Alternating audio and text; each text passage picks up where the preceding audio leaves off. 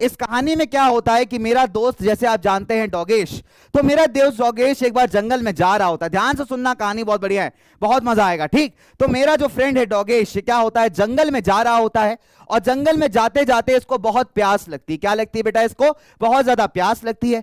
तो इसे दिखाई देता है कि दूर मटके के अंदर जो है पानी है, लेकिन ये पानी का क्वांटिटी कम है ना। ये क्या है कि पानी का क्वांटिटी काफी कम है।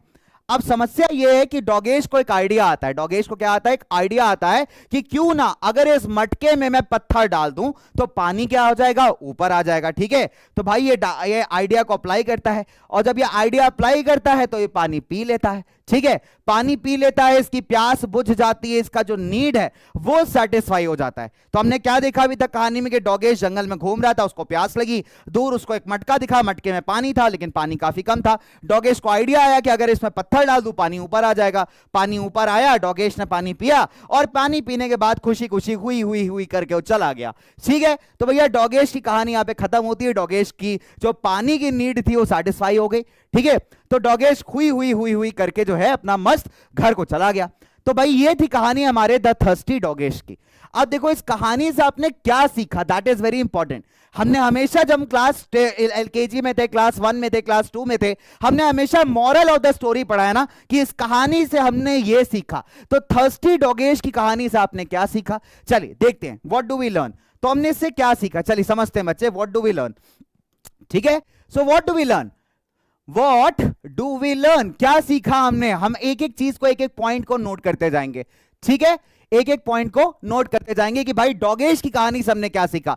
अगर हम बात करें तो मैं आप लोगों से पूछूंगा, आप लोगों को आंसर करना है चार्ट पे। ठीक है, अगर मैं बात करूं तो डोगेश का जो था नीड मतलब जरूरत क्या थी? डोगेश की अगर नीड की बात करूं तो डोगेश की जरूरत क्या थी? डोगेश को क्या चाहिए था? फटाफट से बताओ बच्चों, क्या चाहिए था? उसको बहुत प्यास लग रही है, उसका नीड क्या है, उसको क्या चाहिए बेटा? बहुत सिंपल सा लॉजिक। चलिए चैट में देखते हैं कितने बच्चे बताएंगे कि मेरे दोस्त डोगेश को लगी थी प्यास, डोगेश बहुत थर्स्टी है, बहुत प्यासा है, उसको क्या चाहिए? किससे? Water, water, water. बिल्कुल सही बच्चों, बिल्कुल वाटर। डोगेश का नीड है वाटर। ठीक है, डोगेश का नीड क्या है बेटा? वाटर। अगर हम वाटर की बात करें तो वाटर हमको कहां मिलता है? वाटर हमको मिलता है एनवायरमेंट में, नेचर के अंदर, पर्यावरण के अंदर, है कि नहीं भाई? नॉर्मल सी बात है कि डोगेश की जरूरत है पानी पीना। अब वो पानी कहां मिलेगा? पानी हमको जनरली मिलेगा एनवायरमेंट के अंदर या फिर नेचर के अंदर, प्रकृति के अंदर। ठीक है, अब मजे की बात है कि ये पानी डोगेश के लिए तब हेल्पफुल होता जब डोगेश इसको पी पाता। नॉर्मल सी बात है यार, क्योंकि मटके के अंदर जो रखा हुआ पानी था वो काफी नीचे था। तो डोगेश ने क्या किया? डोगेश ने टेक्नोलॉजी लगाई। क्या लगाई भाई इसने? टेक्नोलॉजी। तो नंबर 1 भाई ने क्या लगाया? भाई ने लगाई टेक्नोलॉजी। कैसी टेक्नोलॉजी लगाई? चलिए जिन बच्चों ने मिस किया उनको बता दूं, तो भाई डोगेश भाई ने क्या किया? डोगेश भाई ने टेक्नोलॉजी लगाई। क्या टेक्नोलॉजी थी? कि मटके के अंदर काफी सारे पत्थर डाल दो। ये क्या है? टेक्नोलॉजी है ना। भाई क्या कर रहा है? टेक्नोलॉजी लगा रहा है कि मटके के अंदर बहुत सारे भाई ने पत्थर डाल दिए, पानी क्या हुआ? ऊपर आ गया। बहुत बढ़िया। अच्छा, अब दूसरी बात, अगर मैं दूसरी बात कहूं आपसे, तो ये जो टेक्नोलॉजी है जो हमारे डोगेश भाई ने लगाई है, ये सस्ती है कि महंगी है? चलिए फटाफट से बताइए बच्चों, बहुत ही इजी क्वेश्चन है। तो डोगेश ने नंबर 1 क्या लगाया? टेक्नोलॉजी का यूज किया। भाई ने पत्थर लाके डाले, पानी क्या हुआ? ऊपर आया। ठीक है, अच्छा अब मैं दूसरा सवाल अगर आपसे ये पूछूं कि क्या ये टेक्नोलॉजी सस्ता है या महंगा है, तो आप क्या आंसर करोगे बच्चों? क्या आंसर करोगे? सस्ता है कि महंगा है? ये जो पत्थर लाके डाले हैं डोगेश ने, है ना, ये सस्ते हैं कि महंगे हैं? चलिए बहुत ही सस्ते, सस्ते, सस्ते, चीप। बहुत बढ़िया, सस्ते या फिर चीप।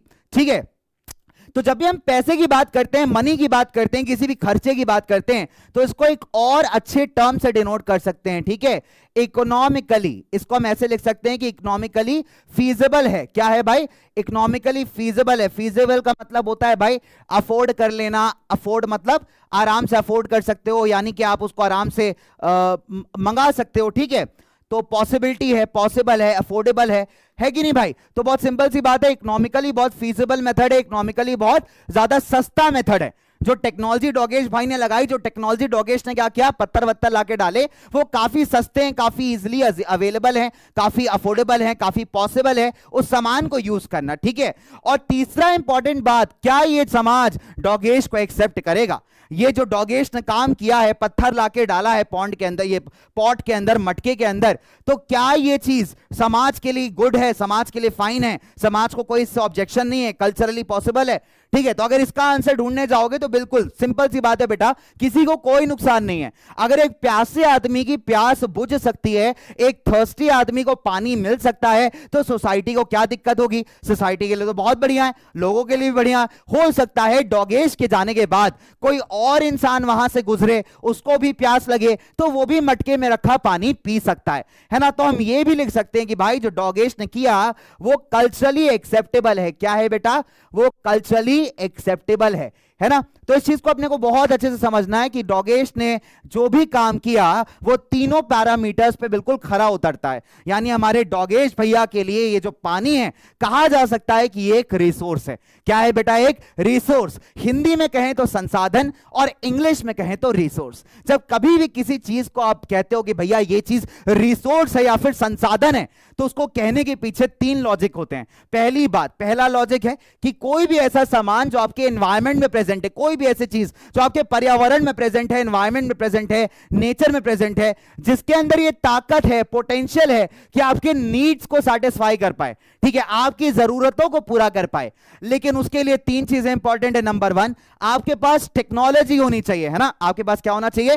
टेक्नोलॉजी होना चाहिए। सेकंड नंबर पे, जो भी टेक्नोलॉजी आप यूज कर रहे हो, है ना, वो इकोनॉमिकल होनी चाहिए। इकोनॉमिकल मतलब ऐसी होनी चाहिए कि हर कोई आदमी अफोर्ड कर सके। ऐसा नहीं हो कि भाई इतना ज्यादा महंगा हो गया कि कोई बेनिफिट उठा ही नहीं पा रहा है, क्योंकि बहुत महंगी अगर कोई चीज होगी तो बहुत कम लोग खरीद पाएंगे, लेकिन अगर सस्ती होगी, सबके बजट में होगी, तो सबके लिए लाभकारी है, सबके लिए यूजफुल है। और तीसरा है कल्चरली एक्सेप्टेबल। कहने का मतलब है बेटा कि जो सोसाइटी है, जो लोग हैं या कल्चर है, उसके हिसाब से उसका यूज बिल्कुल परफेक्ट होना चाहिए। यानी ऐसा नहीं होना चाहिए भाई कि कोई ऐसा सामान आप ले आए जो लोगों के लिए बेनिफिशियल नहीं है। अब मान के चलो मैं AK-47 खरीद रहा हूं, ठीक है, अब AK-40 लोग तो भाग जाएंगे, हो सकता है वो मेरे लिए एक रिसोर्स हो, लेकिन सामने वालों के लिए नहीं है, क्योंकि हर कोई उसको कल्चरली एक्सेप्ट नहीं करेगा। AK-47 देश के जवानों के हाथों में अच्छी लगेगी, वो हमारे देश की सुरक्षा कर रहे हैं, पुलिस वालों के हाथों में अच्छी लगेगी, वो हमारे शहर की सुरक्षा कर रहे हैं, लेकिन एक आम आदमी अगर लेके घूम रहा है तो कहीं ना कहीं बच्चे वो इतना ज्यादा एक्सेप्टेबल भी नहीं है, ठीक है। तो उस केस में हो सकता है मेरी बेनिफिट हो सकता है मेरा फायदा हो रहा हो, लेकिन लोगों का फायदा नहीं हो रहा, राइट। तो जब आप कभी भी किसी चीज को एज रिसोर्स डिफाइन करते हैं तो हमेशा इन तीन पॉइंट्स को याद रखना है। क्या? कि टेक्नोलॉजी होनी चाहिए, दूसरी बात अफोर्डेबल यानी सस्ता होना चाहिए, लोगों के बजट में होना चाहिए, और तीसरी बात समाज एक्सेप्ट करे, कल्चर एक्सेप्ट करे, किसी को प्रॉब्लम ना क्रिएट हो। तभी हम कहते हैं कि भाई ये चीज जो है आपकी रिसोर्स है। क्या है बच्चों ये चीज? दैट इज अ रिसोर्स, ठीक है। चलिए, तो अगर